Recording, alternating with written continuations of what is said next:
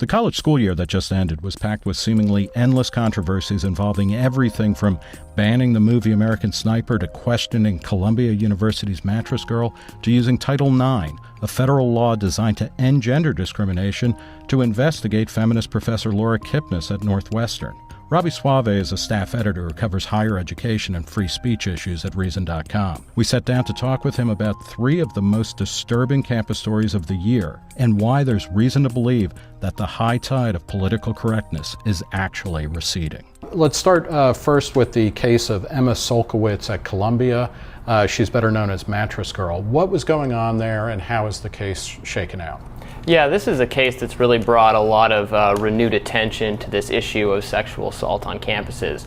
In Emma Sulkowicz's case, she accused a friend of hers, and they'd become lovers, Paul Nungesser, of assaulting her while they were having intercourse early on her sophomore year of college. And then months later, she made the accusations when she says that other friends of hers said they had also been assaulted by him. This is a very disputed incident. The only two people in the room were them. He says she made the whole thing up. And ultimately, the campus judiciary process did side with him and said that, he didn't do it. And the police, didn't go much further than looking into it and saying, there's not enough here to support the charge that he did do it. And then she, as an art project, she started carrying a mattress around with her around campus called Carry That Weight. Right. And that obviously drew a lot of attention.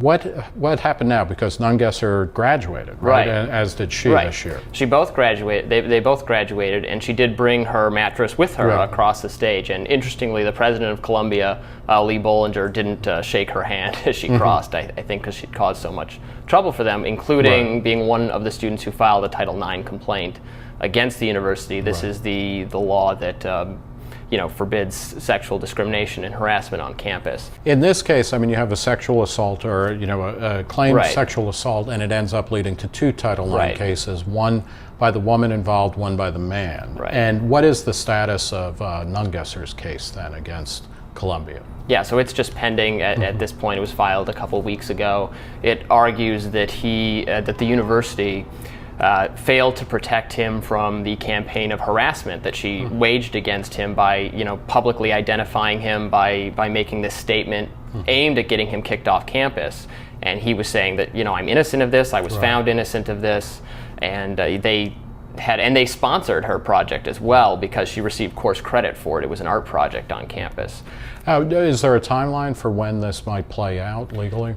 It's hard to tell, and it's hard to tell, frankly, whether it is merited, because you could make the argument that she was engaging in free expression, speech and advocacy. Although the fact that she received course credit for it complicates it a little bit, and the lawsuit doesn't actually. He's not suing her. It's a complaint. Another recent story was at a couple of colleges, including your alma mater, University of Michigan, they were going to show American Sniper. At Michigan, a Muslim student group protested. The university pulled the viewing, then put it back on. What does this tell us about the current state of free expression, and I'm not even sure if it's free expression, but of just kind of open discussion on college campuses? Right. I think it's frightening a little bit to see the definition of what's threatening, lowered to such an extent, because the students were saying, literally, showing this movie would make us feel unsafe on campus, that this is a genocidal anti-Muslim propaganda film, which I don't know that that's the case. But in a sense, I'm like, even if it was, isn't a university a good place to study it and maybe denounce it if it's terrible, or talk about these important things? Or teach the conflicts. Used to be the slogan. Yeah. How did the Muslim students get it banned, and then what happened that it went, the university was like, no, we're going to show it anyway? Right. They did a petition and generated a lot of media buzz, and that got it. It was a recreational campus group affiliated with Right. the university that was going to show it. They got them to reverse that decision, and then there was some counter blowback to that. People going like, "Are you out of your mind?" Right. You're And the not gonna-" football coach at Michigan, Harbaugh was very supportive of actually showing it. Right. Yeah. If you're being led by your football coach in the arena of free speech, Right. something has gone Right. wrong. So they did show. They showed Paddington as well. Was the alternative That's right, film, which is yeah. a little ironic. Yeah. It's kind of based on a children's sort of thing. A final case to talk about is the strange case of Laura Kipnis. She's a professor at Northwestern University who became the subject or the target of a Title IX complaint at Northwestern. What did she do that raised the ire of students there? This is really an astonishing case because all she did was write an op-ed in the Chronicle of Higher Education that was about Title IX in general, and she's a liberal, a radical sort of old 60s style person who was actually writing about being more sexually open and permissive. Right. And the students. Supposedly liberal students didn't like it. They complained about the op-ed. They thought it was factually wrong. They protested it, and they also filed Title IX complaint against her. And then what happened with that? Because if a Title IX complaint is lodged against somebody, then the university investigates it, and Northwestern found what? Yeah, they, after hiring an outside law firm, that talked to her with her support person, not her lawyer, but her person she's allowed to bring, who was replaced midway through the process because he had issues, so he generated Title IX complaints against him. So it's really astonishing to see them kind of just take off. But she was cleared. And what was she technically accused of? I mean, of creating an unsafe... It was a hostile place. She was retaliating. There were a couple issues, but it was that she was retaliating against the person who was named in the Title IX complaint that she was discussing. Mm-hmm. It was retaliating against them, and that's not allowed under Title IX. And that it was creating a chilling effect for people to file Title IX complaints that she was complaining about Title IX and complaints. Of course, then the flip of that is that this creates a chilling effect on the speech of everybody on campus if everything you say is subject to a complaint that is then going to go through some kind of adjudication process. Right, some time of adjudication process. And think of I keep thinking of the expense, how this must drive up the cost of college tuition, that they have to respond to every single instance of someone stepping a toe out of line. Now, one of the things that was interesting about Kipnis is that this is not the kind of the kind of political correctness argument from maybe 10 or 15 years ago, because you have a liberal professor, a left-wing feminist professor who's being attacked. She was talking, among other things in the Chronicle of Higher Education piece, she was talking about how students should be more sexually liberated, and she remembered fondly instances where she engaged in sex with her professors back in the day. So this was a different type of case, and it got she was highly defended by all sorts of people that normally kind of pile on the professor in this case. Why, what happened there, and what role did that play? Yeah, well, some people, cynically said that it was, liberals are now willing to defend because it's a liberal professor who's the victim. I think that's a little too cynical. I think you are seeing a across the board kind of concern from commentators, from pundits, from other journalism outlets that there really is something wrong with the climate on campus when people, really just all they're doing is expressing opinions. There was no instance, Laura Kipnis there was no physical dispute with anyone. She really just talked about what she thought.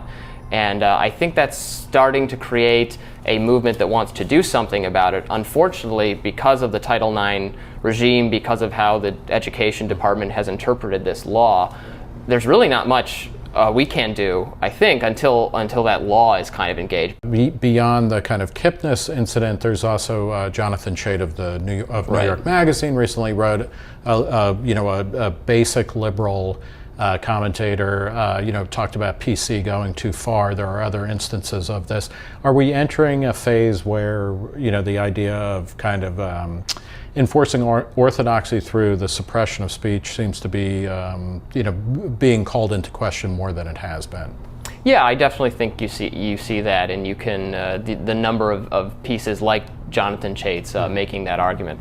On the other hand, there are still a lot of people who are concerned that campuses should be more accommodating and emotionally accommodating. Right. We really need to treat kids like children. And so you do see those arguments being made. But I think the stronger argument that colleges are places where you should, really be troubled, you should be provoked, you should be angry, you should engage, a range of views, and that's kind of a classically liberal sort of mindset. And I think that argument is being made by a lot more people in reaction to kind of these crazy story after story. All right, well, we'll leave it there. Robbie Suave of Reason, thanks for talking to us. Thank you. For Reason TV, I'm Nick Gillespie.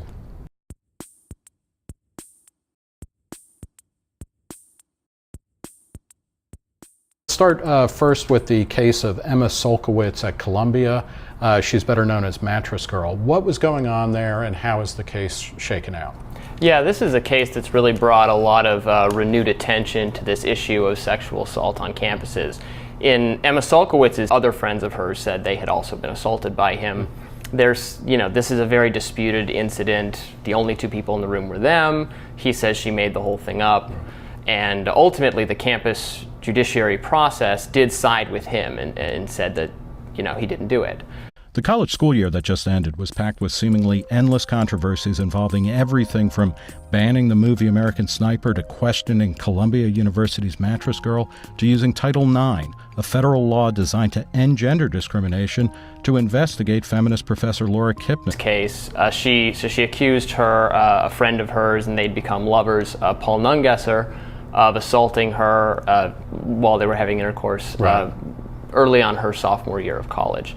And then months later, she made the accusations when she says that... at Northwestern. Robbie Suave is a staff editor who covers higher education and free speech issues at Reason.com. We sat down to talk with him about 3 of the most disturbing campus stories of the year and why there's reason to believe that the high tide of political correctness is actually receding. Let's